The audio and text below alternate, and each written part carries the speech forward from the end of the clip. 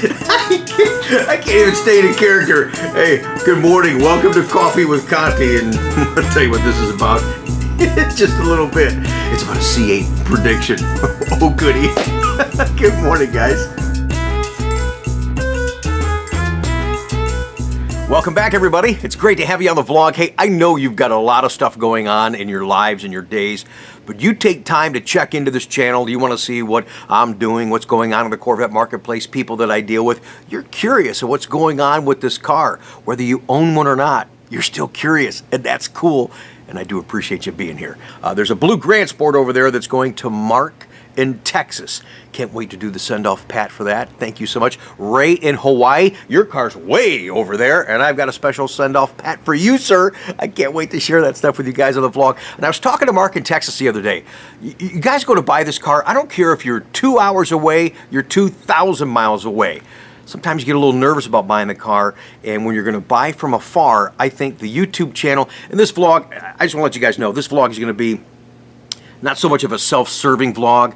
I just kind of a relaxed. I don't have a big production for you guys. I don't sit and talk with you about a few different things, and that's what I enjoy doing, is to be able to turn the camera on and actually have a conversation. But I was talking to Mark, and he says, "Hey, I'm nervous about buying a car out of state." He goes, "But Rick, I feel so comfortable. I feel like I know you from watching the channel, and that's what I like to do. Yeah, sell myself, sell the car, but share your guys' experiences and maybe some of your apprehensions about buying online." So he went to his local dealership, actually had a car down there that he wanted to get, and he says, "You know, that was okay." At the end of the day, he felt like it was a pressure. It was just a car deal. There was no conversation. There was no warm and fuzzy. You know what I mean, guys? And he says, "You know, Rick, I'm gonna do that deal." And I said, "Man, I really appreciate that. So congratulations to you. More on your story." And actually, he goes, "Man, I can't get up there," but he loves the channel. I said, "Well, how about this?" I said, "How about when I do the send-off, Pat, if I put you on speakerphone and we have you on the vlog that way?" And he goes, "Oh man, that would be great." And he says, I don't want to spoil it for you guys, but he says, "My garage is all jacked up." And he goes, "I redid this garage just for this car." And we'll share that with you hopefully later this week or the coming week thereafter when we get his car shipped down to us. So congratulations to him. And that's what's cool for me, talking to you guys. I'm learning a lot about the channel. I continue to learn about the marketplace and the things that motivate you to buy this car. I mean, I know what they are. I can list them, but it's always great to hear. It's always good to have a refresher. You know what I mean? You can't ever stop learning. I was in Kroger's just the other day. A guy walks up to me and says, "Hey, Rick, how you doing, man?" He goes, "Hey, I love your channel, man." He goes, "I'm really close to stop dreaming and start driving." I wish I would have grabbed his name or his company. I would have given him a little shout out, but he was wearing a landscaping shirt, so he was working his butt off, and I think that is great. That's why I really connect with you guys, because I understand what you go through. These cars don't come easy. You work for them, and he's out there working his butt off. Yeah, I work a lot of hours, but if you ask my wife, she says, "Oh, you don't work." And she goes, "I don't know why you're tired all the time. All you do is sit around and talk to people all day." Okay, but hey, the guy in Kroger's, I know you're watching, man. Thanks for the little shout out as we passed each other. It was great to see you, and I can't wait to be a part of your purchase when your special day comes. Let's get in what we were just talking about, you know, how you guys feel when you buy the car. I got a really nice, I get tons of nice emails and texts. You guys are so cool. I really do appreciate that. Here's an email from Alan in Pennsylvania. I know, isn't this kind of cool, guys? I love coming in here in the middle of the night. There's nobody bothering you. It's nice and quiet. I can just talk with you guys. And I'm out here a lot. It's 2 in the morning, guys, and it's in the mid-70s. I had to sit out here with you, or at least for most of the vlog. Okay, anyways, the email subject line says, "Shout out from Ron Fellow School. Rick, by way of introduction, I am a Brit living in the U.S. in Yardley, PA for the last 20 years, and I love your vlog. I've been an avid watcher of your channel since I bought my first Corvette Stingray a year ago. Unfortunately, I only discovered your vlogs after the purchasing event. And alas, the intro to the car at the dealers was not nearly as good as I would have expected. Even the choices I could have made would have been better advised. But nevertheless, the car is truly a delight to own and to drive." This is kind of some of the stuff I talk about on the vlog, guys. I mean, it may be a cute, catchy line, but it's true. You're going to spend good money on this car. I want you to feel good about where you're spending it. No matter where you got to go. I mean, there's ways to do this. Out of state, in state, it doesn't matter. I appreciate the opportunities, and I appreciate to be a part of your special purchase. He goes on to say, I attended the Ron Fellows School in March, and this very topic about the dealerships and the experiences, stuff like that, came up as we went through some of the finer points of the Corvette ownership and the technical aspects of the car. The course leader specifically gave you a shout out, Rick, as being an example of a dealer that aspires to the higher standard that one should expect when buying a car of this quality. Thank you for the channel and everything you do for the Corvette owners, and I hope to be a customer of yours for C8 in the future. Where is Ohio again? Hey, welcome to the U.S., man. I appreciate that. Alan, thank you so much for the letter. And he goes on, he says, hey, Rick, take care of that shoulder. Life is not a rehearsal. You're not kidding, man. I've been scared to death. It is wonderful to hear from you guys. Thank you for that kind of feedback that is good for me, yeah, but I want it to be good for somebody else that's watching the channel, because I know a lot of you watching right now don't own a Corvette, but one day you just might. You know, not having any big production plan for you guys could be dangerous, because you know when I turn this camera on, I never shut up. But I'm having fun communicating with you. Hey, let's talk real quick about the Michelin Man appearance for the tire giveaway. That was a big deal for me. I mean, I was sitting there, and I told you in that vlog, I wanted to make that eventful. I couldn't just draw the name out. I went to great lengths and great expense to make sure I had the authentic Michelin Man costume. The costume design was really ingenious, and I wanted to film that, but there's no way one guy could have done that as far as putting it on or taking it off. Absolutely not. They even tell you in the instructions. It's the one I actually read the instructions to put that darn thing on. I just wanted to share with you and just kind of talk about what I went through to put that on. And again, I can't thank Sam and Brian enough from the dealership. It kind of took them away from their jobs to help me, so I was really under a time crunch, so that's why I didn't film any of that. But it was kind of cool. You put your feet on these platforms and then it velcros over it, and then you put your feet down. The whole costume itself, as far as the legs, and it zipped apart in the middle of the body, was all one piece. Then you got the body and the arms were all together in the head. So your feet go down into the legs, and then the body comes over top of you. You put your arms in. You got to put, and actually I forgot to mention, you put a vest on first, and then in the back you have a battery strapped to you, because that plugs into what circulates the air and the fans. I'll tell you what happened with that deal. So I put the vest on, we're putting the stuff on, getting the shoes on, and put my legs on. We put the thing over top of me, and it was smoking hot that day. I put it on, and they're still farting around trying to figure out how to zip it all up. I'm in the suit, and all of a sudden I'm like, take it off. Guys started freaking out, started having a panic attack. I couldn't breathe. I really couldn't breathe. I said, take this thing off. And the way they take it off, it was so tight because the head and everything is attached, like I was just saying.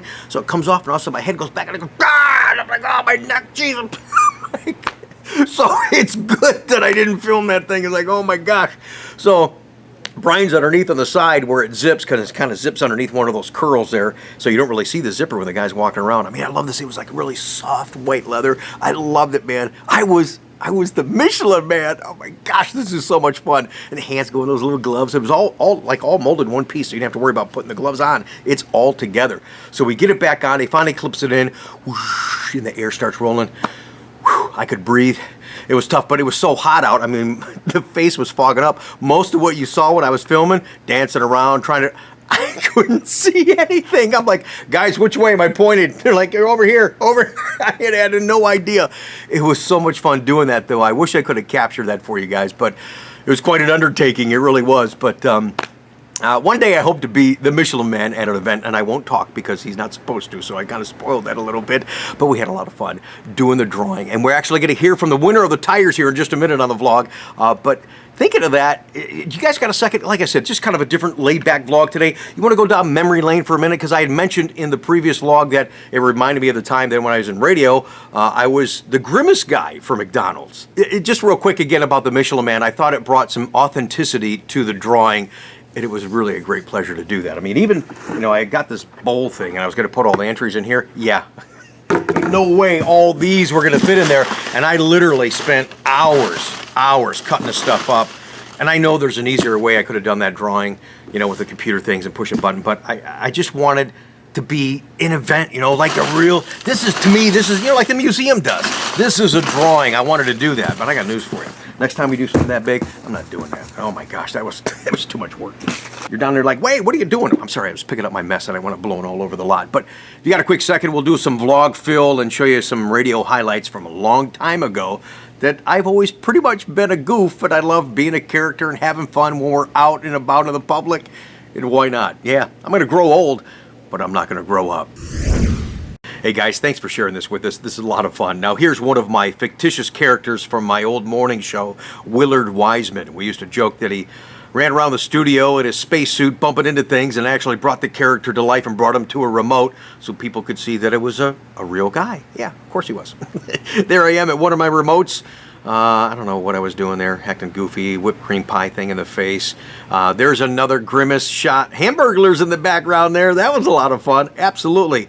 And of course, I'm always goofy. I'm surprised that the molding didn't break as I jumped on top of that doorway entry. It didn't fall, but only weighed $1.25 there, so I guess not a big deal. Wouldn't even try to do that today. No. Oh, then another shot of Willard Wiseman. Hey, what's going on? This is, guys heard of Mr. Big? That's Eric Martin. Yeah, that's me on the right-hand side. I got a chance to meet him at one of the concerts. That was pretty cool.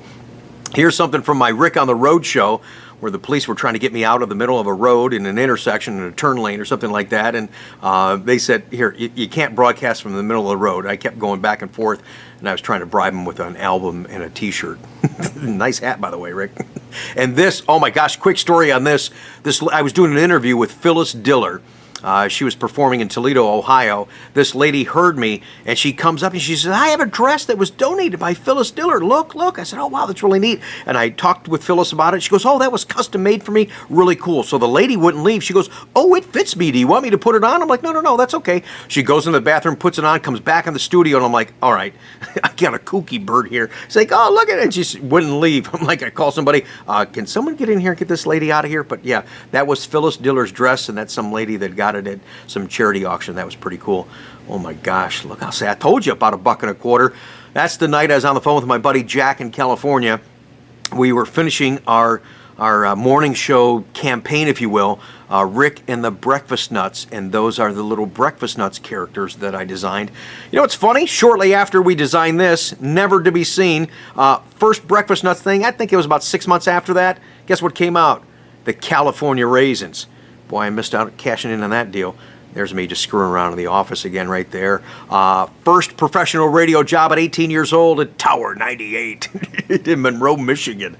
Oh my gosh. And what's with the whipped cream again? More whipped cream at the remotes. Oh my God. And more Willard Wiseman. And there's more with the remotes. I think there's snow in the background, if you could see that.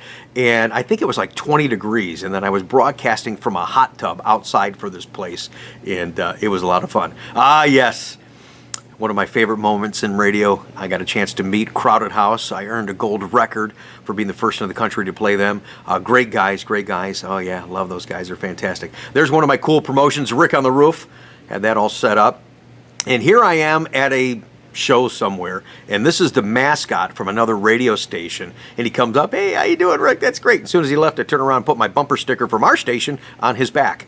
So I'm always stirring the pot. Always stirring the pot. Whoa, look at that. My hair was going away, and I wanted some so bad, so I was broadcasting from a costume shop. How about that? Who would have thunk it? And I was putting some goofy outfits on, and oh, there you go. What is that, a Ninja Turtles head or something like that? Very, very nice. Speaking of costumes, this one, guys, oh my gosh. Good intentions there, doing a little public service for the Red Cross. I was broadcasting live from a blood drive, and I dressed like Dracula. Actually had my blood drawn and all that kind of stuff, and finally they said, hey Rick, we love what you do, thank you so much, but they the old people were freaking out. They actually asked me to leave the remote because I'm walking around in a Dracula costume. They said, hey, no offense, but these people like really weirded out. I'm like, no problem, good luck with the blood drive. It's fine. Here's one of my best promotions ever. I'll go into more details on this in the future. This is my Rick on the Roof show again with the big red box. I've done that several times. There's money in those bags. There's candy, all kinds of stuff we're throwing off the roof. Oh yeah, man. What an absolute blast that was. Did that over in Findlay area. Here's me doing another Rick on the Roof broadcast, and I just was up there pretending to be a rock star. I couldn't sing, so that's why I was in radio. This was really, really great. When the Gulf War broke out, we organized via one of the guys that called into the station a huge rally. This was on CNN. We packed downtown Findlay, and somewhere on Reel, guys, I've got my speech. Oh, I'll tell you what, this speech, it sounds like I'm running for president, man. I wish I could pull that sucker up. I had the crowd just go, yeah, yeah, yeah, man. It was, oh, man, it was a great time. That was a great time. Look at all those people, just incredible. And then there's the guy right there that actually helped me organize it. It was his idea, and we got on air, and we made it happen. And we did a lot of remotes when I was on the radio, and I got tired of doing remotes. Like, oh my gosh. They said, Rick, this sponsor wants you to broadcast live from somebody's house during the Super Bowl. I'm like, come on, man. I just want to sit at home and watch the Super Bowl. You kidding me? He goes, they're going to pay you extra. Okay, where am I going? So we broadcasted live from these people's house. They provided all kinds of food live during the Super Bowl. That was kind of a crazy broadcast. It really was. I gave him an authentic Super Bowl, NFL football, that kind of stuff. There I am doing another charity thing, doing a bowling. I haven't bowled in a long time, but I don't know if I'm going to be doing it anytime soon with this neck, but I would love to get back to bowling. And there I am doing another charity thing, judging a cooking contest of some sort. And there's another remote where, I don't know, we're in some mall and I'm jumping on a trampoline. And of course I'm airborne right there. How about that? And then this was a fun promotion. Oh my gosh, I got to tell you something about this promotion too, guys. This was a nutsy thing that we did, my Breakfast Nut Show. And we gave away tickets to ZZ Top, and people met us out at this bar to do nutsy things to win the tickets, okay? And you can see these guys are just goofy, sitting in ice water, singing, eating some Jell-O off his head. This guy right here, this guy freaked me out. You can't see him. He's in the black suit up there in front of that lady. He came to the thing and he goes, here's the deal. He goes, I can find any item that you hide in the bar. I'm like, okay. So before, and I knew he was coming because we had everybody pre-registered. So before he got there, I took an item and I hid it. So when he got there, he says, here's all I want you to do. And this is pretty cool. So what he did is he goes, it was kind of weird. He goes, I just want to touch the hand of the people that touch the item. I'm like, okay. So he touches my hand. He touches the lady's hand over here. Now as he's walking around, he's not making any sounds, but he's just walking around, walking around, walking around, walking around. Mind you, I hid this item before the broadcast, before anybody got to the bar. Okay? So this is 3 hours later something. He shows up. Guy walks around. Took him about 5 minutes. Walks up behind the bar and finds the brush that I had hidden behind the bar. I'm like, dude, are you freaking kidding me, man? I couldn't, he found it. This freak found it, man. Yeah, there's some weird connections there, unbelievable. And just a couple more for you guys. There I am at a CD store. They dumped a bunch of CDs on me at a broadcast. And yes, I even broadcast from a Subway, and I worked behind the counter making subs. If you were supposed to get 2 meatballs, when I was behind the counter, you got 4. We had an absolute blast raising money for charity. Again with the whipped cream in the face at another remote somewhere. I don't know where that was at, but just a good time. And thanks for sharing in that little vlog, Phil, and some flashback to some of my zaniness, some of which you see on a day-to-day basis here on the channel. See, I told you guys, I turned this camera on and I just can't stop talking, but thanks for watching. You're going like, how much longer is this thing going to go? If you don't watch the vlog in one full sitting, please come back and finish it up, because in just a moment we're going to be talking about key dates you need to know if you're thinking about ordering a 2019 Corvette.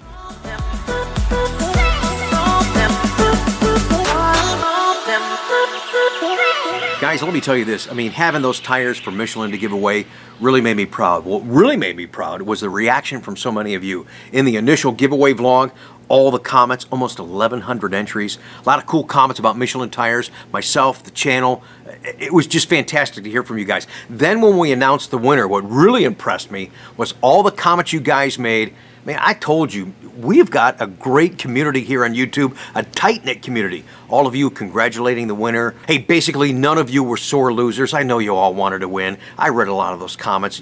They were just amazing. That really impressed me, really made me proud. I'm sorry that everybody couldn't win, but it was neat how you reacted toward the winner, and I appreciate that comments, and I just appreciate the level of I don't know the word I'm searching for, but what we have on this channel, you know what I mean? It's something really special. So let's hear from the winner. Can you imagine watching the video and all of a sudden, bam, your name comes on there, and how you would how you react and how you'd feel. That's kind of cool. Here's the winner of the Michelin Tires Beat One 2000. Rick. There he is. Congratulations, Michael. Well, thank you, sir.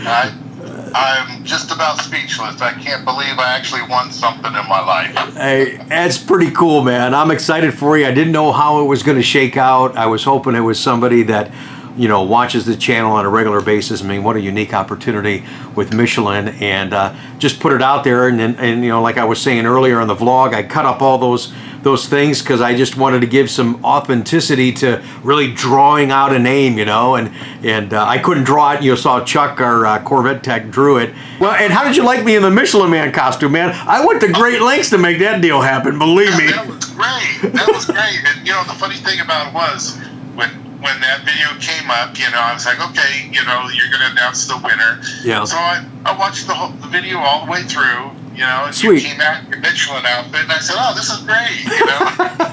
Look at the energy this guy's got. Then we got to the end there where you're picking out the name, and I see a big piece of paper come out, and I go, well, gee, I don't think I had a big comment that big, you know what I mean? And all of a sudden, it's like, it's me. I've never won anything in my life. Oh man, that's great. I always wondered what the reaction would be. I mean, that was pretty cool odds anyways, but I mean, to be watching the video and then hear your name called, you know, and it came across the screen, you had to just flip a little bit. I mean, it's like, I did. I was that's in cool. a warm place. That's great, man. Well, I just want to thank you. I told you we were recording your conversation for the vlog. Thanks for doing that. The people love hearing from you. Anything you want to say to the guys on the YouTube channel? You don't have to, but anything you want to say to anybody out there? Well, I'm sorry you guys didn't win, but I'm sure Rick's going to come up with something else. And I just want to thank Rick and everybody else involved in this, especially Michelin, for donating those tires. Well, and you know, my biggest thing on this, and I can tell that you are, my biggest thing is like, okay, you worry about who's going to win, but you hope that the guy that wins, you know, I say guy in general, sorry ladies out there, I did see a lot of lady entries, but you know, the person that wins, you'd hope that they're appreciative of the prize, and I can tell that you are, and I'm glad that you are, and I'm also very thankful again to Michelin. That was cool. I am so sweet. Like I say, I've never won anything. I've never had that feeling before. Now, wasn't he a cool guy? Michael, thanks again, and congratulations once again. Really appreciate you being part of the Corvette community and my channel right here on YouTube. All right, guys, 2019 Corvette, the line of the sand's been drawn, and the end is nearer than you think. I mean, time just, can you believe it's June already? My gosh, time is flying by, man. All right, so convertible orders end. We talked about that in a previous video. The cycle starts on 6/13, and that's on a Thursday. And then you got a chance to put your orders in. Batch processing pulls orders on a Saturday, and then you get one final look at them on a Tuesday. So 6/18 is actually the last final day to order any type of C7 Corvette convertible. Stingray, Grand Sport, and Z06. Now, in regards to coupes, incidentally, the end date for that, or the cycle date, starts on 7/18 when they're going to reveal the 2020 C8 Mid Engine Corvette. And speaking of which, Conti the Karnak is going to predict where that's actually going to be coming up in just a minute. So anyways, that cycle starts on 7/18. Again, that's on a Thursday and ends on a Tuesday, the 23rd. So 7/23 is the last date to order any C7, or the C7 ends then. Of course, at the end of this month, they're going to be auctioning off the last C7. That's a right to buy that car. A lot of people confused that and thought that June 28th was the last date for production. Not at all. They're buying the rights at that Barrett-Jackson auction to have the last C7 that we know is going to be a black Z06. So that's going to be pretty exciting for somebody. And it's just, again, I know a lot of you feel some uneasiness, a little nervousness that here this car, the best one that we've ever had in the history of Corvette, is ending. It's kind of weird to think that that's happening, but it's really happening, and we've got to entrust in the people at Chevrolet and the Team Corvette that they're going to bring Zora's dream to reality, and it's going to bring us a bright future for Corvette. Yeah, it's just great. I can go on and on and on about that stuff. All right, guys, let's end this vlog with our prediction via Conti the Karnak on where the C8 Corvette will actually be revealed in Orange County, California. Hey, guys, how you doing? I hope you're enjoying this upload so far. This is another edition of our Sunday Coffee with Conti. And we do other vlogs throughout the week, but the Sunday one gives me a chance to just kind of relax and just talk with you guys. And that's pretty much what we're doing today.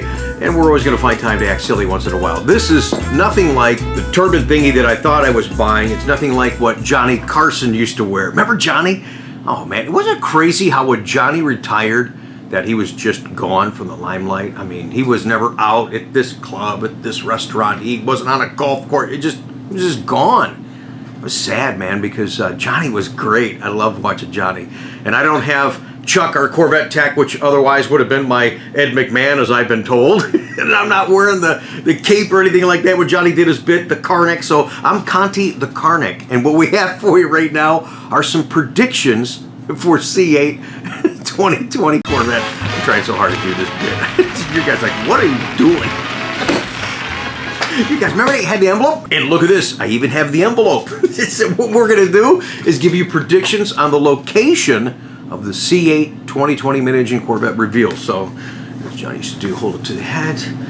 Okay, a pump, chips, and energy drinks. Okay. I guess I could open it that way. Remember Johnny blowing in the envelope? Yes. A gas station in Orange County, California, where the new generation Corvette will be revealed. A pump, chips, and energy drinks. Okay, all right. All right, one more for you guys. Here we go. Grimace, scrambled eggs, slippery floors.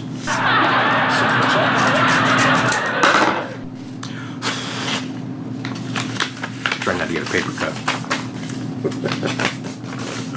A McDonald's in Orange County, California, where the new C8 2020 Corvette will be revealed. Thanks for watching this segment, guys. Okay, I know that was stupid, but thanks for watching. Thanks for watching this entire vlog. Support this channel as you continue to do. If you haven't already, subscribe. It's absolutely free. I appreciate that. Thumbs up this video. Leave comments down below. I love hearing from you guys, and I love how you interact with each other as well. Thanks for that. It is fantastic to have you guys here. Enjoy the rest of your day, and don't forget, our next vlog is on Tuesday with our quick tip from Rick.